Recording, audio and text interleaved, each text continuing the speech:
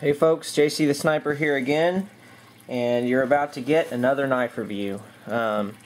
Just did one on my Almar Eagle, which I gave less than stellar review for a number of reasons. But we're moving on from that blade now because I'm tired of being irritated by it. So we're going to go on to something that I like a little better. Now this knife, some of you may know the name Mike Janich.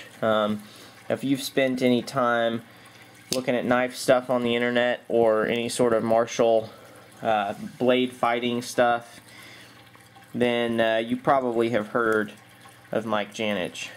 He's kind of a big deal when it comes to knives and knife fighting and theories of knife fighting and crap like that. And he has a lot of cool stuff to say. And to go along with some of the things that he says about knife fighting and how you should fight and all that kind of junk, he designs knives that work with his system. The latest that he's come out with, I believe, is the Spyderco Yojimbo. And he also designs the knives to be legal in his home state of Colorado, where they don't allow carry of knives over it's either 3 or 3.5 inches. I think it's 3.5 inches.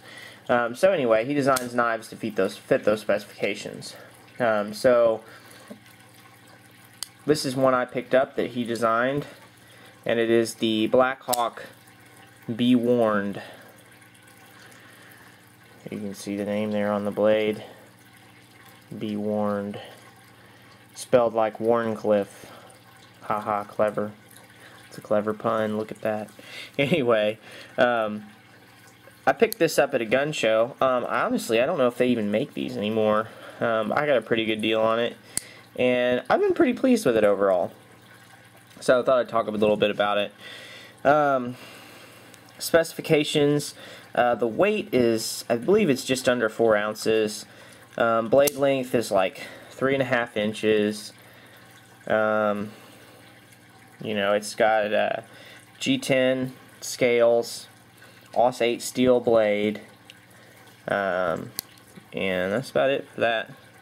Overall, I don't know the overall length, but I don't really care. Anyway, it's a pretty cool little knife.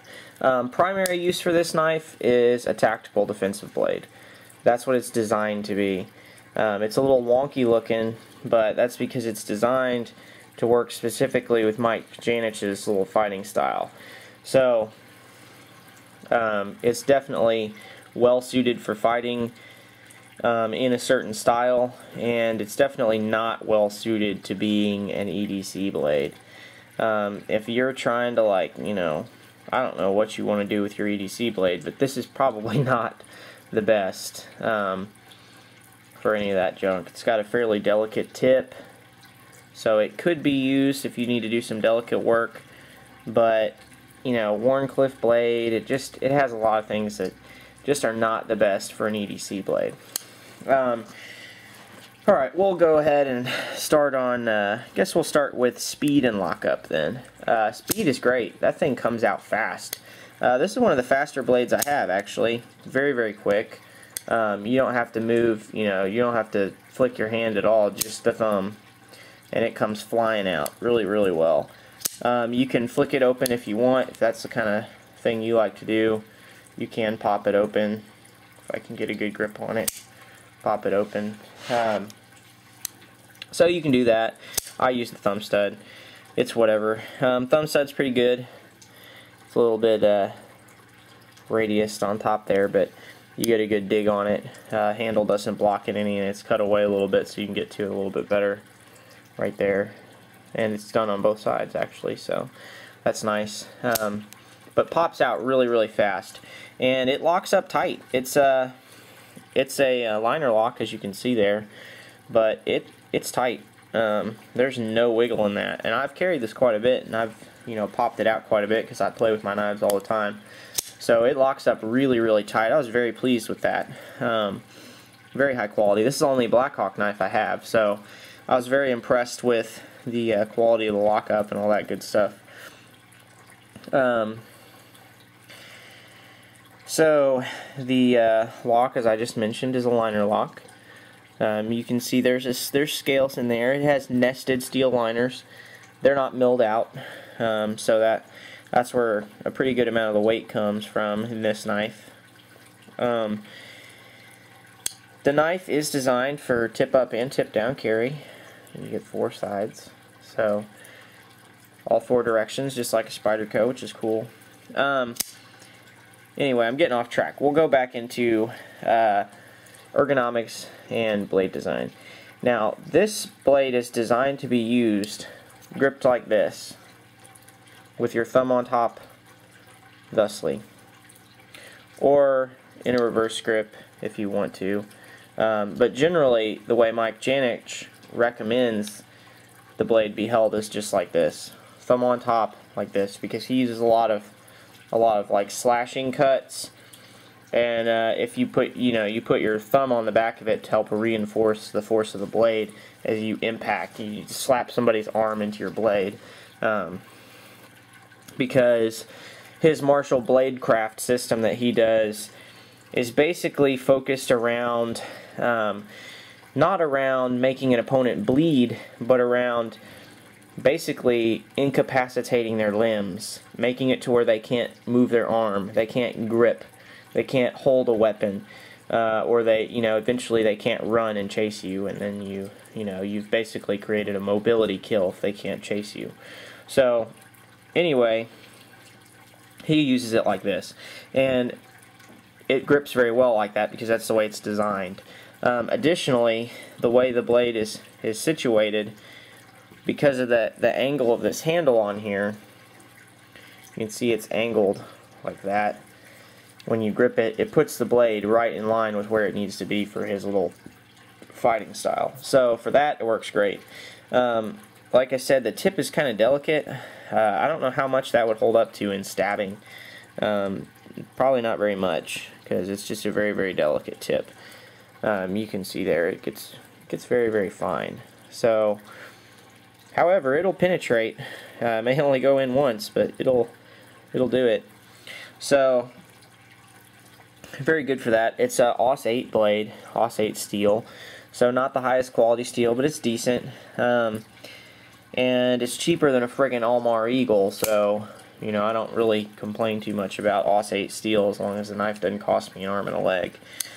So not too bad. Blade centering is very good. Centers up pretty nicely there.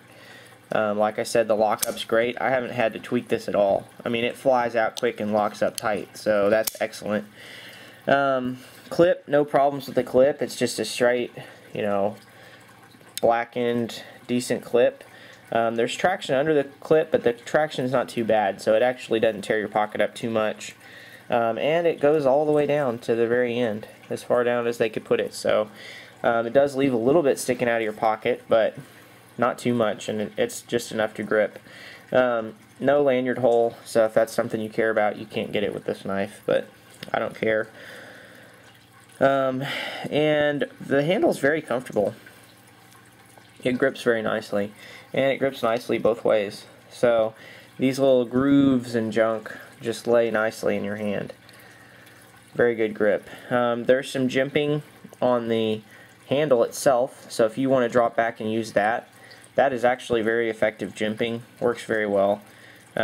Just good solid jimping, so that's a good job. I wish there were jimping on the back of the blade, because like I said, it's designed to put your thumb up here, so that would be a nice feature, but can't get everything, I guess. But overall, just a very well designed blade. Basically straight for defensive use. I would never use this for any kind of EDC task. I always carry another blade for that, but some blades, like for instance my Spyderco Military, this primarily for me is a defensive blade. However, I'll pull it out and do some cuts, do some EDC junk if I need to, if I need a larger blade, because it's just, the blade's very well designed for that. It works great for EDC tasks, cutting some fruit, slicing some food, maybe cutting boxes open, popping some little zip ties or something. This blade, on the other hand, not so much. I don't think that would be the best. I probably wouldn't want to do that. However, For defensive purposes, it's great. That's what it's designed to do, and it does it very well. So, the Be Warned by Blackhawk and Michael Janich. That's about all I got to say about that one. JC the Sniper, signing off.